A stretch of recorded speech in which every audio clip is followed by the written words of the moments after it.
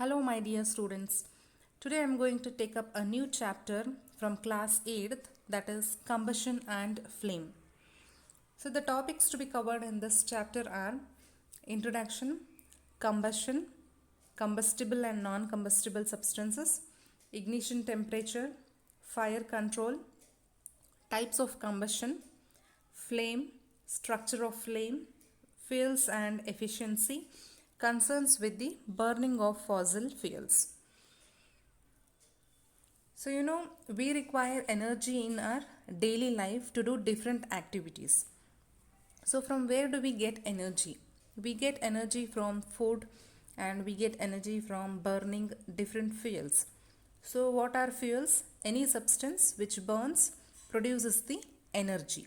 So, this energy it is used for many purposes like cooking food, for running vehicles, and in the industries. This energy is utilized. So, what kind of a fuel do we use? We use LPG in our home. So, for various purposes like cooking, and in also industries we use different fuels, and to run automobiles we use different fuels. Okay, so all these fuels they will burn. Okay, so burning is nothing but the combustion. So in this chapter in detail we will study what is combustion, okay, and what are the combustible and non-combustible substances. So when you burn, what is produced? The flame is produced. We will study how the flame is produced and what is the structure of the flame in detail. So what happens when matchstick is burnt, okay, or when charcoal is burnt, and you have seen the candle burning. So how does the candle burns? Okay, so this candle will burn by producing the flame. Okay, so here also when matchstick is burnt, the flame is seen. When the charcoal is burnt, the flame is seen. Okay, and when petrol is a fuel, and diesel, and we use LPG at home. So these are the different fuels what we use. Okay, so when you observe the candle burning, the flame, as I said, the flame is formed. So this flame and the flame of the LPG, is it same or different? They look different. So the color is different and the appearance is different. Okay, so but they both burn. Burning is nothing but the combustion. So burning of any substance is called as combustion. Say for example, burning of coal, burning of paper, burning of candle, all these are combustion. So what actually is the combustion? So it is a chemical process in which a substance reacts with the oxygen to give out heat and light, is called as combustion. So when you burn any substance, it will produce heat and light. Okay, take for example, when the candle is burnt, so you see a flame. Okay, the light is observed there, and when you touch the wax, so you will feel the hotness, that is the heat is produced when you burn a candle. Okay, one more example like burning of magnesium. So when you burn the magnesium wire, you can see a flame, the white dazzling flame you can see, and also the heat is produced. So this is the combustion. So in combustion we have different substances, like some substances are combustible and some substances are non-combustible. Okay, so what are combustible substances? So the substance that undergoes combustion is said to be combustible. Means the substance which burns is called combustible substances. So this combustible substance, it is also called as the fuel. Okay, and some substances they do not burn easily. Such substances are called as non-combustible substances. So in the table, the list of items are there. So you have to tell which are the substances combustible and which are the non-combustible substances. So the wood is a combustible substances. Okay, and paper is a combustible substance. Iron nail, it is a non-combustible substance. Kerosene oil, it is a combustible. And stone piece,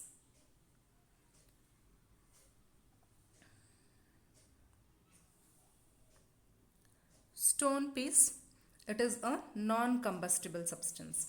And straw, it is combustible. Charcoal is combustible. Matchstick is combustible. And glass is non-combustible. So these are some of the combustible. And so next we'll do one activity. So you take a burning candle and you keep it on a table. Now what you do, you put a glass chimney over the candle and rest it on a few wooden blocks. Here you can see a wooden blocks. You rest it on it. Okay. You keep those wooden blocks in such a way that the air can enter the chimney. Air can enter the chimney. And next what you do, you remove these wooden blocks. Okay. And let the chimney rest on the table. Directly you have to keep the chimney on the table. Okay. And you observe the flame. Next, you put a glass plate over the chimney. So over the chimney you have to put a glass plate. You have to close that chimney. And now you observe the flame. So what do you observe in all the three cases? So in the first case, the candle will burn very freely. Okay. Why? Because here we have kept the wooden blocks. So because of this, the air can enter easily. Hence the flame will burn. Sorry, the candle will burn freely. And in the second case, when air does not enter the chimney from below, the flame will flicker and it will produce the smoke.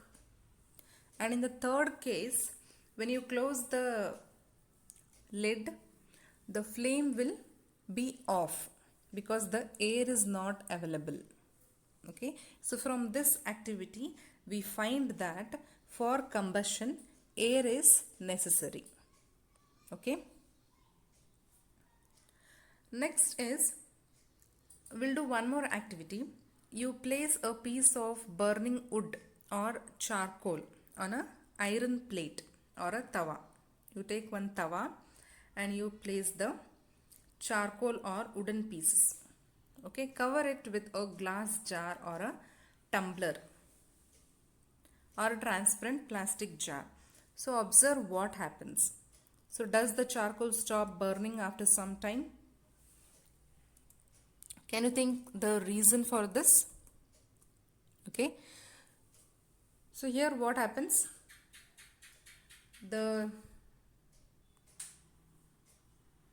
Here it stops, the charcoal stops burning because of the insufficient air. Okay, so for combustion the air is necessary. So we learned that air is necessary for the combustion. We will see what are the other conditions necessary for the combustion.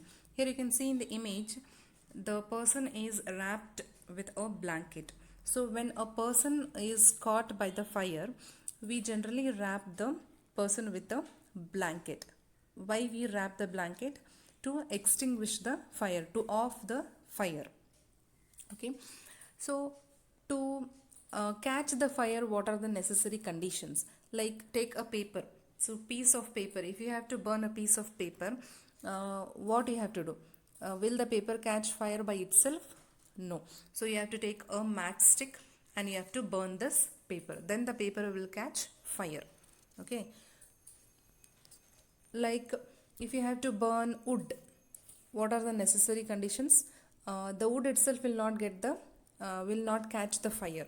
So you have to add kerosene oil to start the fire. If you have to burn the coal, you have to add kerosene oil. Have you heard about the forest fires? So how does the forest fire catches?